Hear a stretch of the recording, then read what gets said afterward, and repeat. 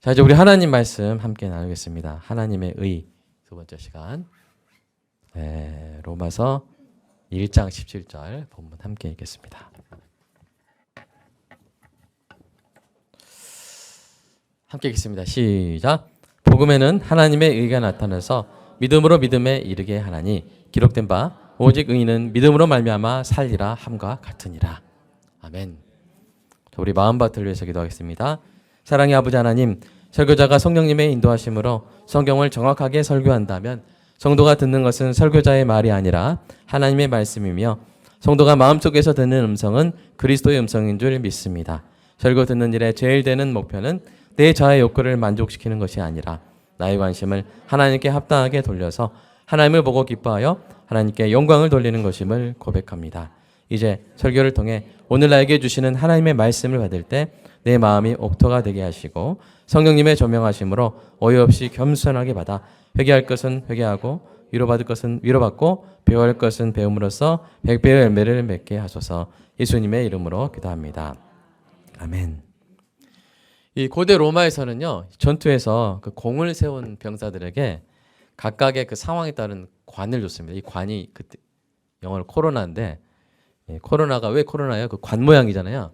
그래서 이 코로나 시비타스 뭐 이런 식으로 코로나를 줬어요. 나쁜 거 준 게 아니라 좋은 거 준 거예요. 예를 들어서 제일 먼저 적의 성벽을 뛰어넘은, 이게 성벽을 타서 넘은 병사에게 성벽관이라는 그런 코로나를 줬고, 가장 먼저 적의 배에 뛰어든 병사에게 이제 해전관. 그 다음에 이제 가장 먼저 적의 진영에 도달해서 공격한 병사에게 그렇게 또 이렇게 관을 딱 씌워줬어요. 그런데 이런 관들보다 더 영광스러운 관이 있었습니다. 그것은 바로 시민관이었어요. 뭐라고요? 시민관. 이 떡갈나무 잎으로 엮은 이 시민관은 어떤 사람한테 줬냐면 전투에서 자신의 목숨을 걸고 다른 사람들의 목숨을, 주로 이제 로마 시민 군단병의 목숨을 구한 병사에게 주어졌습니다. 그래서 그걸 어떻게 주냐면 자기 목숨을 구원받은 그 시민이 내가 이 사람 때문에 살았다고, 이 사람 목숨 걸고 날 구해줬다고 이렇게 증인이 되면 그러면 이제 그 사람은 시민관을 받는 거죠. 근데 앞에 나온 어떤 뭐 성벽관, 해전관 이런 것들은 이제 금속으로 만들어졌는데 시민관은 특이하게도 뭘로 만들었다고요? 떡갈나무 잎으로 만들어요. 재료가 더 싸요. 희한하죠. 재료가 더 싸요. 근데 중요한 건 뭡니까? 그 관을 받은 이유죠. 로마 시민의 생명을 구원했다는 그런 이유로 받았기 때문에 영광의 관이 되는 것이죠. 그래서 이 시민관은 나중에 로마 제정시대, 제정 그 제정이 뭐냐면 황제가 다스리는 정치 체제, 거기서 황제의 관이 돼요. 여러분 로마 황제 어떤 동상이나 이런 그림 보면 머리에 뭐 쓰고 있죠? 뭐 쓰고 있어요? 떡갈나무 이파리 서 있잖아요. 그게 이제 황제들은 다 이제 기본적으로 하나씩 그렇게 줬었어요. 나중에 그런 아주 영광의 관이 되는 것이죠. 그런데 이거보다 더 큰 영광이 되는 관이 있었어요. 그것은 뭐냐면 풀립관이에요. 풀립관은 전투에서 대규모의 로마 시민 병사들을 구한 그런 병사에게 또는 지휘관에게 주어진 상이었어요. 그래서 전투에서 정말 위험한 상황에서 자기 군단을 구한 그런 장교에게 그 즉석에서 병사들이 죽을 뻔했던 병사들이 살아나가지고 너무 좋아가지고 이분한테 풀립관을 줘야 한다고 해서 뭘로 그 풀립관을 만들었을까요? 1번 금, 2번 은, 3번 풀떼가리. 자, 뭐야? 풀떼가리 맞는 말인지 모르겠어요. 하여튼 풀립을 그냥 엮어서 길가에 있는 뜯어가지고 줬어요. 그러니까 나중에 엄청 시들었죠. 바삭바삭 막 터졌어요. 근데도 로마인들이 가장 영광스럽게 생각한 게 뭐라고요? 풀립관이었어요. 그러니까 재료가 중요한 게 아니라 그 관을 받은 이유가 중요한 거죠. 수많은 사람들의 목숨을 구했기 때문에 받은 그 풀립관, 이 풀립관을 받은 사람은 로마 역사에도 얼마 안 되고요. 정말 그 가문 최대 영광으로 여겼다고 합니다. 그러나 사실 이런 풀립관을 받는 게 쉽겠어요? 어렵겠어요? 100명이면 다 풀립관 받으려 했다가 다 죽죠. 그냥 99명 죽고 정말 1000명 중에 1명 이게 받는 거죠. 대부분은 그 영광을 얻지 못하고 전장에 이슬로 사라졌습니다. 이러한 일들은 인간이 얼마나 영광을 갈망하는 존재인지 알게 하는 거죠. 예. 얼마나 영광을 갈망했으면 그런 시민과 플립과 누리려고 목숨을 걸었겠습니까? 그러다 보니까 이것이 얻기는 쉽지 않고 얻고 싶으니까 어떤 일이 일어납니까? 오늘 그 소제목 1번처럼 영광을 뭐하는 일이 생기나요? 가로채는 일이 생겨나요. 남의 영광을 내가 쉽게 가로채는 것이죠. 원균이 그랬죠. 이순신 장군이 그 어려운 상황에서 해전에서 승리 막 하고 있으면 하나라도 더 외적선을 깨려고 할 때 원균은 뭐 하고 있어요? 왜군 목을 다 모으고 있죠. 왜군 목을 쳐가지고 다 모으고 수급이라고 하는데 다 원균은 바다에서 건지고 있어요. 그 머리 건지고 있어요. 왜요? 네, 그걸 다 해서 장계를 올려가지고 해야 그 승전의 어떤 공로로 다 쌓이거든요. 그러니까 전쟁은 누가 이겼어요? 이순신 장군이 이겼는데 선전은 누가 더 훌륭하다 생각해요? 원균이 더 훌륭하다 생각하죠. 나중에 원균이 이순신 장군 자리를 이렇게 딱 뺐지 않습니까? 참 이런 일이 많이 있어요. 역사에는. 그런데 사랑하는 여러분, 사람이 다른 사람의 영광을 가로채는 일도 비열하죠. 그렇죠? 여러분도 경험했을 거예요. 여러분이 나중에 직장에서 여러분이 엄청난 프로젝트를 해가지고 딱 칭찬 받았는데 그 영광은 누가 가져가요? 상사가 딱 가져가잖아요. 잘못하면 누구 탓? 내 탓. 잘하면 상사 탓. 그렇잖아요. 회사가 그렇지 않습니까? 그런 것도 비열한 일이지만 더 비열하고 더 두려운 일은 뭡니까? 사람이 다른 사람의 영광이 아니라 하나님의 영광을 가로채는 거예요. 그럼 실제로 그런 사람이 있었는데요. 예수님 시대에 헤롯이라는 사람이 헤롯 왕이 있었어요. 헤롯 왕이 어떤 일을 했는지 한번 읽어볼까요? 자, 시작. 헤롯이 나를 택하여 왕복을 입고 단상에 앉아 백성에게 연설하니 백성들이 크게 부르되 이것은 신의 소리요 사람의 소리가 아니라 하거늘 헤롯이 영광을 하나님께 돌리지 아니하므로 주의 사자가 곧 치니 벌레에게 먹혀 죽으니라. 예, 헤롯이 백성들에게 연설할 때 뭔가 하나님이 어떤 영광을 주신 것 같아요. 그런데 백성들이 야 이건 신의 소리다 할 때 헤롯이 아닙니다 이렇게 써야 되는데 뭐요? 맞아 이렇게 한 거죠. 그래서 어떻게 됐어요? 하나님 영광을 가로채 가지고 주의 사자가 친히 어떻게 됐어요? 벌레에게 먹혀져요. 그러니까 죽어서 벌레에게 먹혔어요. 벌레에게 먹혀 죽었어요. 그 차이가 작을까요? 클까요? 네, 커요. 죽은 다음에 벌레에게 먹혀도 아파요? 안 아파요? 그러나 산채로 벌레에게 먹히는 거는 저도 안 당해봤습니다. 그런데 무지하게 괴롭게 죽는 것이죠. 그렇게 처절한 심판을 받았습니다. 사랑하는 여러분, 하나님은 살아계십니다. 그리고 하나님의 영광을 결코 빼앗기지 않으십니다. 만약 사람이 하나님의 영광을 가로채려고 한다면 하나님께서 정하신 어떤 참아주시는 용납의 기간이 끝나면 준엄한 심판을 받게 될 것입니다. 물론 우리는 이러한 두려움 때문이 아니라 우리를 구원하신 하나님께 대한 사랑으로 하나님의 영광을 오직 하나님께 올려드려야 될 줄로 믿습니다. 우리가 천국 가서 어떤 일을 하게 될 것인지 요한계시록 4장에서 미리 그려줬어요. 미리 그려준 게 아니라 이렇게 보여준 거죠. 미리 보여준 거죠. 한번 읽어볼까요? 자, 시작. 24 장로들이 보좌에 앉으신 이 앞에 엎드려 세세토록 살아계시는 이에게 경배하고 자기의 간을 보좌 앞에 드리며 이르되 우리 주 하나님이여 영광과 존귀와 권능을 받으시는 것이 합당하오니 주께서 만물을 지으신지라 만물이 주의 뜻대로 있었고 또 지으심을 받았나이다 하더라. 아멘. 자기 관을 하나님께 하나님 보좌 앞에 드리면서 영광을 누구한테 돌려요? 오직 12절 보시면 하나님 영광을 12절 보이세요? 오직 11절 맞네요. 하나님께 영광을 이렇게 돌리는 모습을 볼 수가 있습니다. 우리가 천국에 하게 될 일이 바로 이 일인 줄로 믿습니다. 하나님의 의로서 우리를 구하신 그 하나님께 세세토록 우리가 드릴 수 있는 최고의 영광을 우리가 돌리게 될 줄로 믿습니다.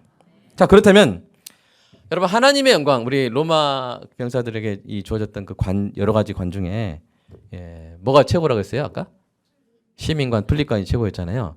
그런데 그러면 하나님의 영광 가운데 여러분 최고의 영광은 무엇일까요?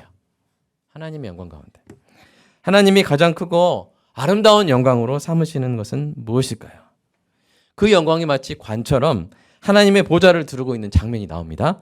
자, 계시록 4장 2절 한번 읽어보겠습니다. 시작. 내가 곧 성령에 감동되었더니 보라 하늘에 보좌를 베풀었고 그 보좌 위에 앉으신 이가 있는데 앉으신 이의 모양이 벽옥과 홍보석 같고 또 무지개가 있어 보좌에 둘렸는데 그 모양이 녹보석 같더라. 여러분 이 그림 언어로 보시면 정말 가장 최고의 영광의 장소에서 최고의 영광을 하나님의 보좌가 나타내고 있는데 그 보좌 위에 뭐가 있어요? 무지개가 있는 거예요. 그러니까 가장 영광스러운 모습으로 무지개가 있는 거예요. 근데 이 무지개는 뭐냐면 창세기 9장에 나오는 무지개 언약을 말하죠. 그 무지개 언약은 자신의 백성을 다시는 물로 심판하지 않겠다는 그 언약일 뿐 아니라 여러분 저랑 함께 하다 보면 아시겠지만 그 무지개가 활이라 그랬죠? 그래서 히브리어로 뭐라고 했어요? 케셰트라고 했죠? 케셰트. 그 활을 뒤집었기 때문에 그 활을 쏘게 되면 화살이 어느 쪽으로 향하게 돼요? 땅이에요? 하늘이에요? 하늘이에요. 그래서 우리 백성이 우리가 당해야 될 형벌을 그 화살을 누가 받으셨어요? 하나님께서 아들 예수 그리스도에게 받으시게 하고 바로 저와 여러분을 구하신 것이죠. 이게 바로 무지개의 영광이에요. 바로 이 하나님의 영광은 하나님의 영광 중에 최고의 영광은 뭐예요? 무지개 영광이에요. 그러니까 여러분 이 무지개 영광과 로마의 그 풀립관 시민관의 공통점이 뭡니까? 구원에 관한 영광이라는 것이죠. 풀립관 시민관은 로마 시민을 구한 그 공로에 대한 영광이고 하나님의 무지개의 영광은 뭐예요? 바로 여러분, 저와 여러분을 구하신 것으로 인한 영광이라는 사실입니다.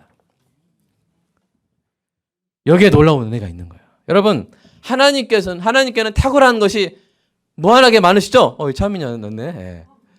무한하게 많으시죠? 하나님은 역사를 주관하시고요. 아름다운 대자연을 만드셨고요. 우주의 은하수를 펼친 분이 하나님이에요. 하나님의 영광은 무한하고 그 종류가 끝이 없어요.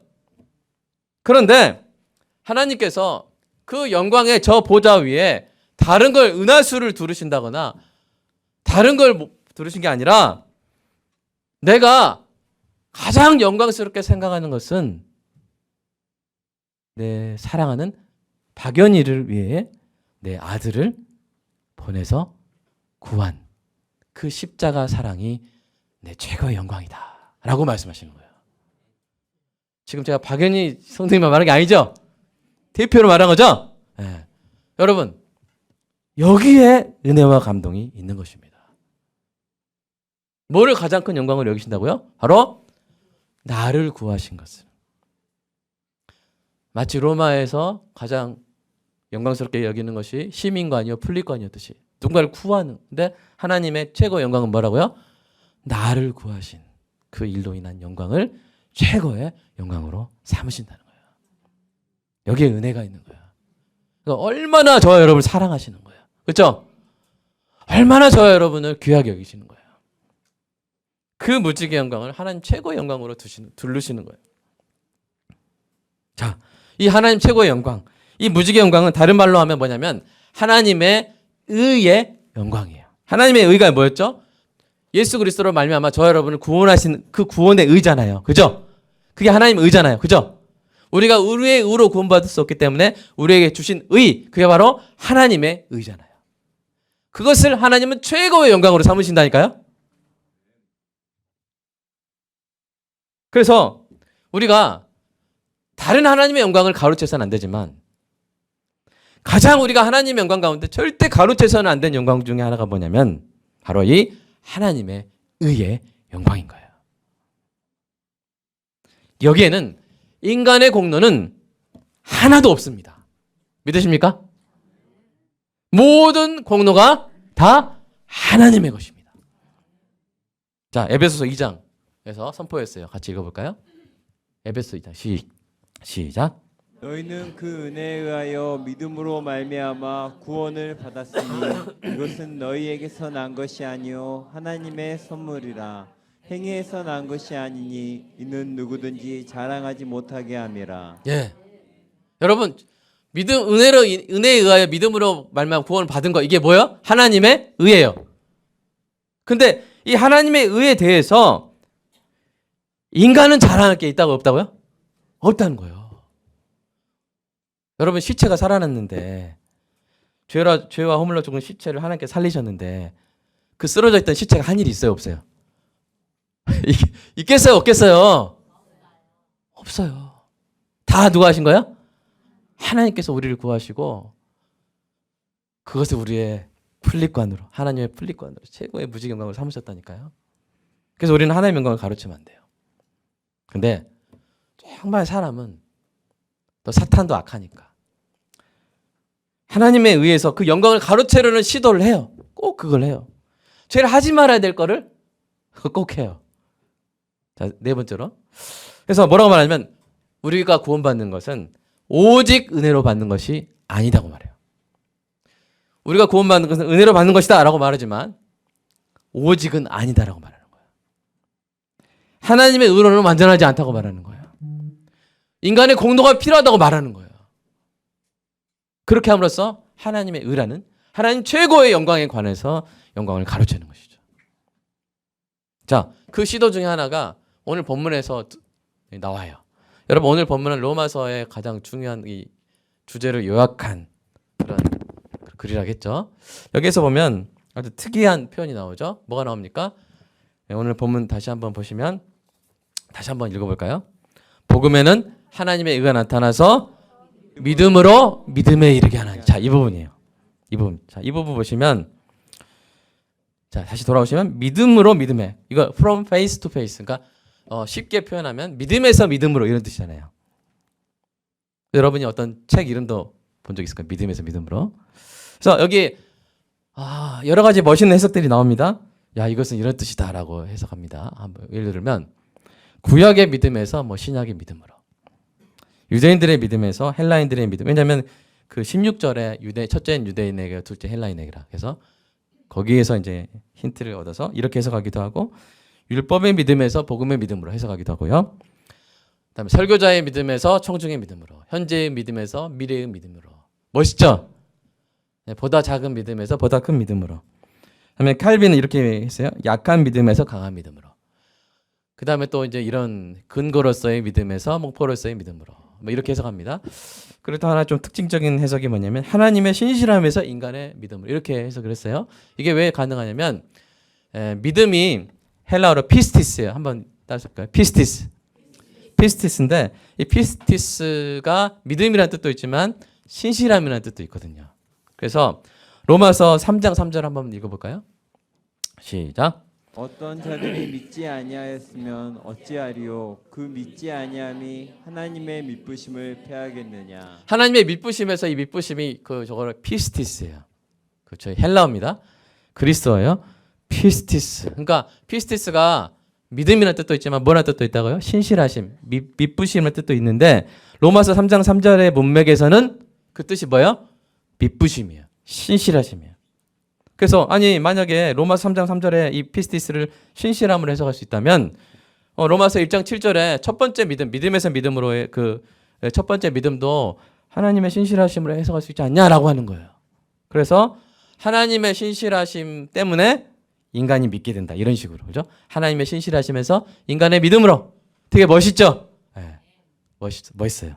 멋있는데 이제 제가 이 말씀드린 이 첫 번째 해석들은 일종의 문맥의 해석적 한계를 뛰어넘는 적용적 해석이에요. 그러니까 우리가 이렇게 할 수 있어요. 이렇게 설교도 할 수 있고. 그러나 문맥의 한계는 뛰어넘는 거예요. 자, 뛰어넘는 것에 더 나아가서 좀 의도적인 해석이 있습니다. 그건 뭐냐면 하나님의 영광을 가로채는 해석인데 어떻게 해석하는 거예요? 믿음에서 믿음으로 어떻게 해석하는 거예요? 주님의 신실하심에서 인간의 신실함. 그러니까 믿음에서 믿음으로 이거를 피스티스, from 피스티스 to 피스티스를 다 뭘로 해석하는 거예요? 피스티스를 믿음이 아니라 신실함으로 해석하는 거예요. 그러니까 주님의 신실함에서 인간의 신실함으로 이렇게 하나님의 의가 이루어진다는 거예요. 자, 이게 되게 멋진 말 같죠? 그러나 어떤 의미가 딱 들어가 버려요? 하나님이 신실하심 같이 그것을 보고 인간이 감동해서 인간도 신실하게 행동함으로 말미암아 하나님의 신실하심에 감동해서 사람도 신실하게 행함으로 말미암아 뭐를 누리게 된다? 하나님의 의를 누리게 된다는 거예요. 쉬운 말로 뭐냐면 오직 하나님이 하신 일을 인간이 믿음으로가 아니라 믿음만으로 안 된다는 거예요. 하나님의 그 사랑과 그 인자하심과 의로우심을 따라서 사람도 거기에 합당한 부응하는 그런 행위를 해야만 뭘 얻는다고요? 구원을 얻는다고요. 성화가 된다고요. 그런 해석이 되는 거예요. 이렇게 뒤집어서 해석하는 흐름이 있어요, 실제로. 자, 이런 해석의 의도 아시겠어요? 하나님의 구원은 오직 은혜로 되는 것이 아니라 뭣도 있어야 된다? 인간의 행위도, 신실한 행위도 있어야 한다. 이런 해석인 거예요. 그래서 이 로마서의 가장 핵심된 1장 17절을 이렇게 해석함으로써 로마서 전체를 그런 관점에서 보는 거죠. 하나님의 신실하심에 합당한 인간의 신실함이 있어야 인간은 그 구원의 하나님의 언약 관계에서 깨지지 않는다. 그러니까 은혜로 들어가지만 구원의 학교를 뭘로 졸업한다? 행위로 졸업해야 된다. 그런 해석이에요. 아주 중요한 해석이에요. 여러분 이게 맞습니까? 여러분 멋지다고 해서 맞는 게 아니에요. 여러분 자 16절 한번 읽어보겠습니다. 16절 시작. 이 복음은 모든 믿는 자에게 구원을 주시는 하나님의 능력이 됨이라. 자 16절이 17절 앞에 있죠. 당연하죠. 이 복음은 모든 믿는 자에게 주시는 구원을 주시는 하나님의 능력이 됨이라. 그 다음에 17절 왜냐하면 복음에는 하나님의 의가 나타나서 이렇게 나오잖아요. 그 다음에 믿음에서 믿음으로 이렇게 되잖아요. 믿음으로 믿음에 이렇게 되잖아요. 그러니까 같은 문맥 가운데 이 피스티스가 16절에서 피스티스의 동사형이 무슨 뜻으로 쓰였어요? 믿다라는 뜻으로 쓰였죠. 그죠? 믿는 자에게 구원을 주시는 하나님의 능력이잖아요. 그죠? 근데 한 문장을 지나서 갑자기 다른 뜻을 가질 수 있어요? 믿음이 아니라 신실함으로? 그럴 수 있어요? 없어요? 그럴 수가 없어요. 16절과 17절의 관계는 인과관계이기 때문에 17절에서 끝나고 16절 끝나고 왜냐하면 17절이 나와요. 왜냐하면 하나님의 의가 복음에 나타났기 때문이다. 그래서 복음은 모든 믿는 사람을 구하는 하나님의 능력이 된다. 그러면 그 하나님의 의는 뭘로 주어지는 거예요? 당연히 믿음으로 주어지는. 거기서 갑자기 신실함이 나올 수 있어요? 없어요? 없는 거예요. 문맥에 따라서 확확 바꿔지지 않아요. 그 문맥에 따라서 우리가 해석을 해야 하는 것이죠. 자, 그렇다면 어떻게 해석해야 되는 겁니까? 믿음으로 믿음에, 믿음에서 믿음으로, from face to face, 이거 어떻게 해석해야 됩니까?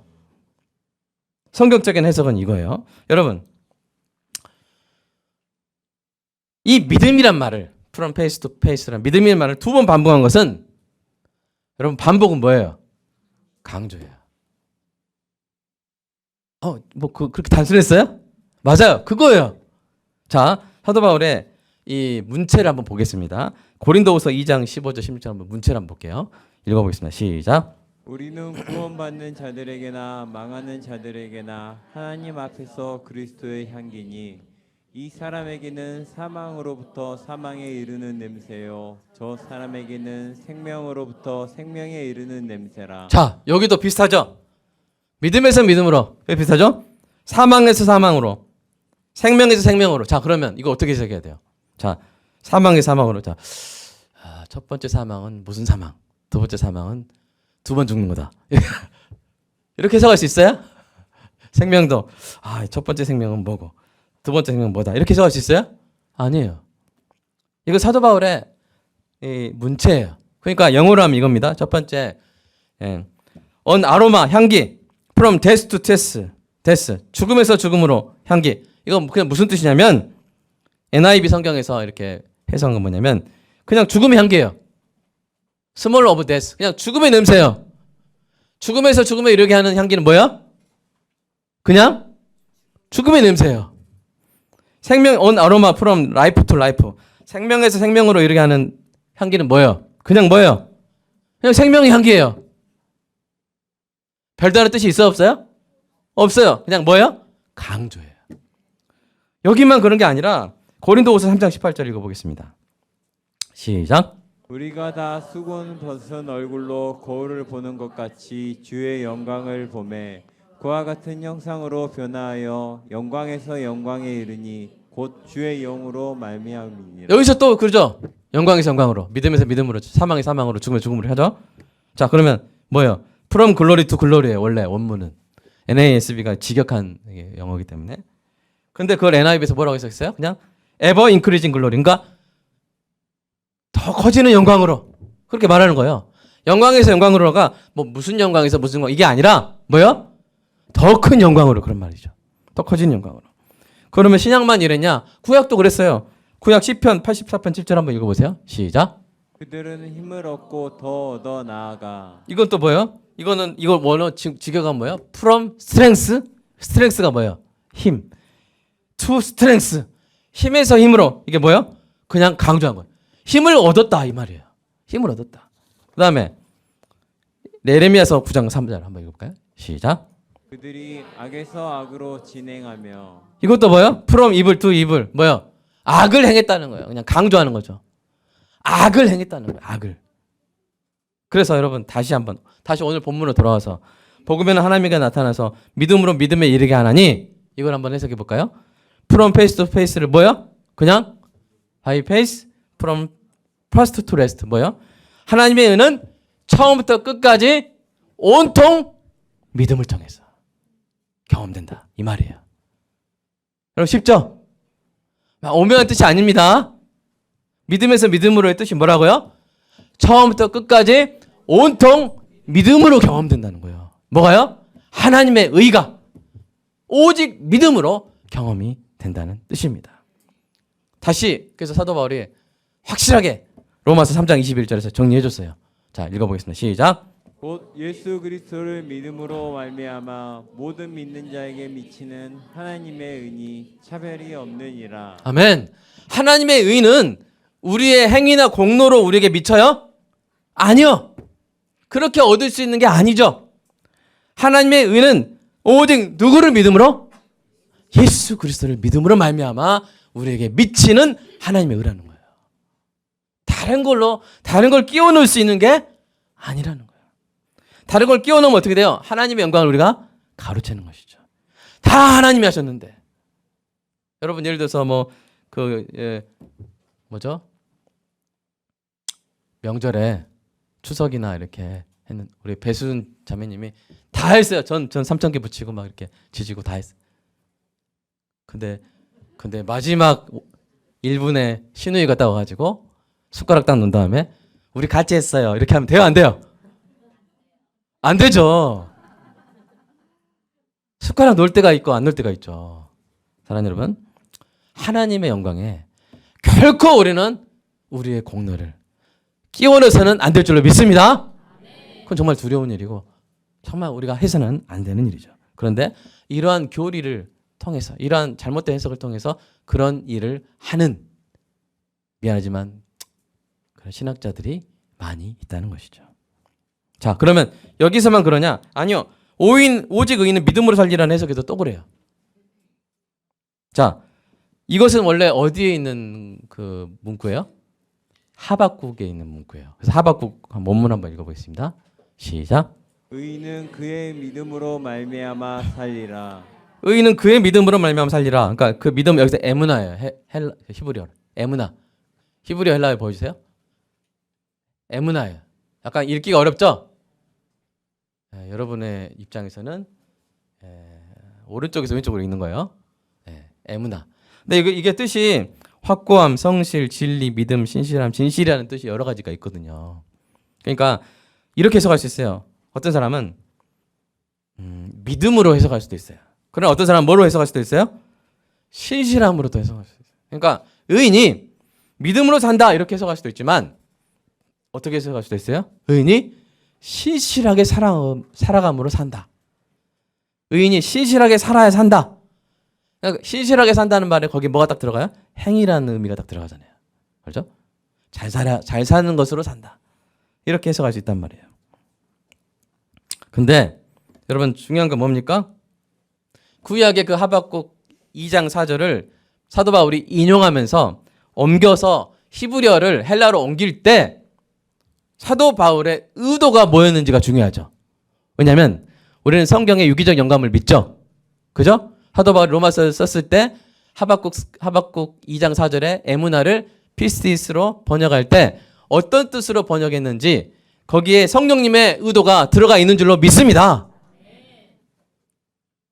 구약의 구절을 신약에 해석할 때 거기에 성령의 영감이 들어가 있는 것이죠.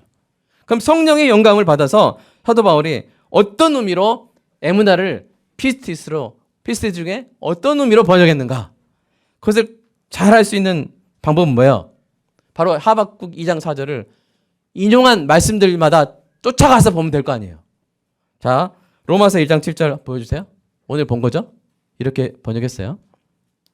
피스티스로. 그럼 이렇게 생각할 수 있죠. 이거를 신실함으로 번역할 수 있지 않나? 왜냐면 아까 피스티스에 무슨 뜻도 있었다고요? 신실함의 뜻도 있잖아요. 그렇게 할 수 있어요.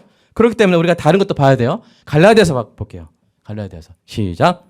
또 하나님 앞에서 아무도 율법으로 말미암아 의롭게 되지 못할 것이 분명하니 이는 의인은 믿음으로 살리라 하였음이라. 똑같이 하박국 2장 4절을 인용한 거예요. 근데 여기서는 피스티스를 신실함으로 해석할 수 있어요, 없어요? 없어요. 왜 그렇죠? 지금 이 피스티스가 뭐와 대조를 이루고 있죠? 율법과 대조를 이루고 있죠. 근데 율법이란 말이 뭐예요? 율법의 행위를 말하는 거예요. 율법의 행위로 의롭게 되지 못한다. 다만 뭘로 된다? 행위가 아니라 뭐로? 믿음으로 된다고. 이렇게 해석해서 써놨기 때문에 이 피스티스를 사도 바울이 하박국 2장 4절을 인용할 때 그 에무나를 피스티스의 의미 중에 뭘로 쓴다고요? 신실하심이에요? 믿음이에요? 믿음이에요. 믿음으로. 자, 히브리서도 읽어보겠습니다. 시작. 나의 의인은 믿음으로 말미암아 살리라. 아멘. 이 문맥도 그래요. 다만 인내가 강조된 믿음이긴 한데. 그래서 여러분 오직 의인은 믿음으로 하는 줄 믿습니다. 그러므로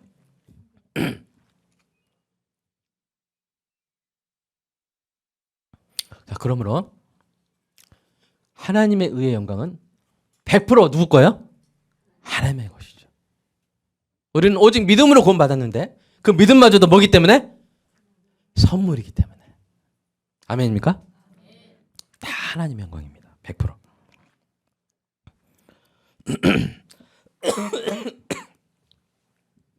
사랑하는 여러분, 이 정의가 뭐냐면요.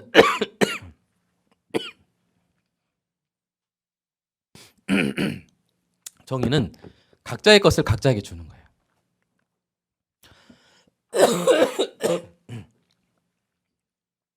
각자에게 합당한 것을 각자에게 돌리는 것이죠.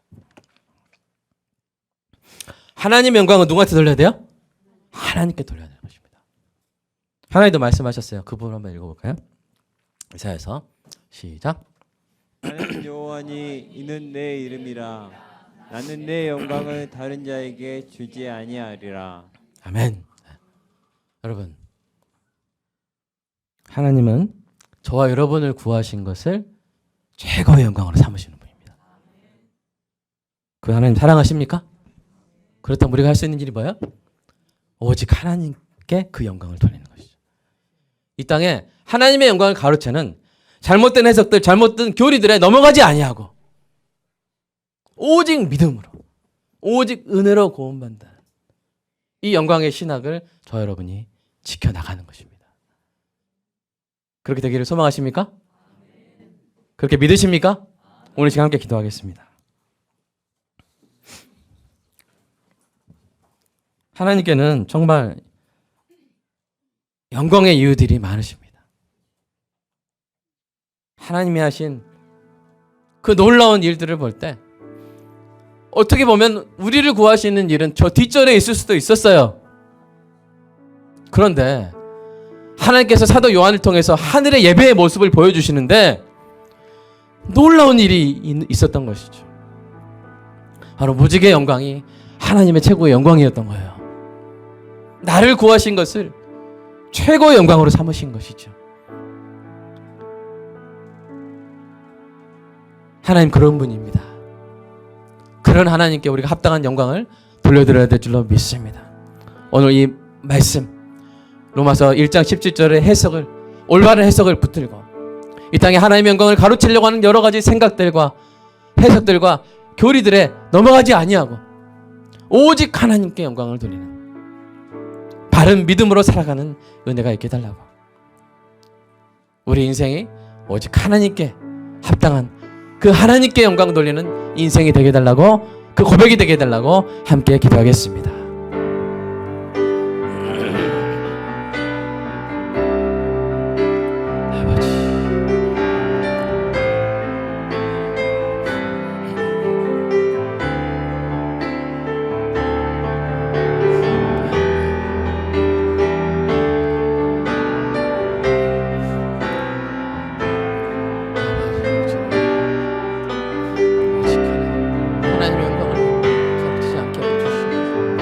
하나님의 영광을 가로치지 않게 나를 구하신 것을 최고의 영광으로 삼으시고 그 하나님의 사랑에 감격하여 그 하나님의 사랑에 합당하게 부응하여 하나님 오직 하나님의 영광을 오직 하나님께만 돌리는 주님, 우리 교회가 되게 하시고 한국교회 되게 하시고 우리의 신학이 되게 하여 주시고 우리의 고백이 되게 하여 주시옵소서. 오직 하나님의 의의 영광, 오직 하나님이 하신 일이고, 우리는 허물과 죄로 죽어 있다가 성령께서 우리를 부르실 때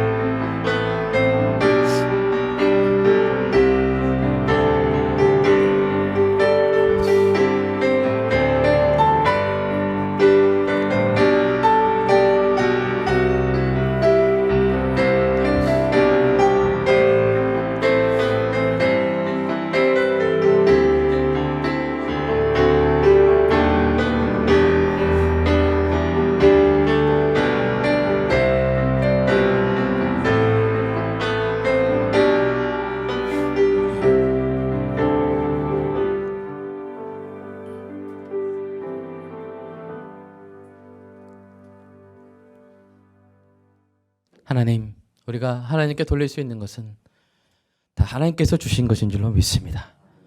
하나님께서 주신 생명으로, 하나님께 주신 새로운 삶으로 우리의 모든 관을 벗어서 하나님께 올려드립니다. 우리를 구하신, 우리가 그 증인입니다. 주님께서 나를 구하셨다는 그 증인 바로 접니다. 그 시민관 필립과 같은 우리를 구원하신 그 영광의 관을 최고의 영광으로 삼으시는 하나님을 사랑합니다. 하나님을 찬양합니다. 우리는 결코 하나님의 영광을 가로채지 않을 것이며 오직 하나님께 합당한 그 영광을 하나님께만 돌리기를 소망합니다. 하나님의 영광을 가로채는 모든 해석과 잘못된 주장과 생각과 교만한 사상들을 복음 앞에 무릎 꿇게 하는 것이 우리의 사명인 줄로 믿습니다. 우리 교회 강단을 통하여 이 올바른 복음이 지켜지게 하시고 오직 영광이 하나님께만 올려지게 하여 주시옵소서. 감사합니다. 우리를 그토록 사랑하신 그 주님의 사랑을 다시 오늘 깨닫게 하시고 더 깊이 주님을 사랑하게 하시니 감사합니다. 알면 알수록 더 사랑하게 되는 주님을 찬양합니다. 주님께 감사헌금 11조 주일헌금 드렸사오니 주님 받아주시고 성도의 삶 가운데 필요한 모든 것을 채워 주시옵소서. 즐겨 순종한 존귀한 성도들에게 이 땅에 아름다운 소산을 먹는 복을 허락하여 주실 줄로 믿습니다. 예수님의 이름으로 기도드리옵나이다. 아멘.